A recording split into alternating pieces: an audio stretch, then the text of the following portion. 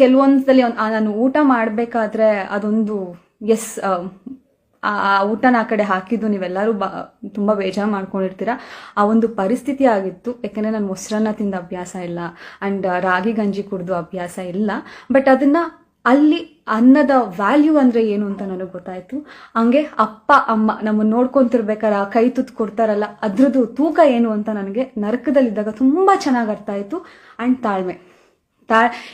Probably big boss ಮನೆಯಲ್ಲಿ ಇರೋ ಒಂದು ತಾಳ್ಮೆನ ಕಳ್ಕೊತೀವಿ. ಬಹುಶಃ ನಾನು ತಾಳ್ಮೆನ ತುಂಬ ಕಲ್ತಿದ್ದೀನಿ. ಸೆಲ್ಫ್ ಕಂಟ್ರೋಲ್ ಇರ್ಬೋದು, ತಾಳ್ಮೆ ಇರ್ಬೋದು, ಹಾಗೆ ಊಟದ ಬೆಲೆ ಏನು ಅನ್ನೋದು ನನಗೆ ತುಂಬ ಚೆನ್ನಾಗಿ ನನ್ನ ನರ್ಕದಲ್ಲಿದ್ದಾಗ ಅರ್ಥ ಆಯಿತು. ಆ ಒಂದು ಸ್ಟ್ರಾಂಗ್ನೆಸ್ ಅಲ್ಲಿ ನಾನು ಏನು ಸ್ಟ್ರಾಂಗ್ ಆಗಿ ಪ್ರಿಪೇರ್ ಆದೆ, ಆ ಮನೆ ಒಂದಾಯ್ತಲ್ಲ ಸ್ವರ್ಗ ನರಕ, ಅದನ್ನ ನಾನು ತುಂಬ ಚೆನ್ನಾಗಿ ಎಂಜಾಯ್ ಮಾಡಿದೆ ಅಂತ ಹೇಳ್ಬೋದು.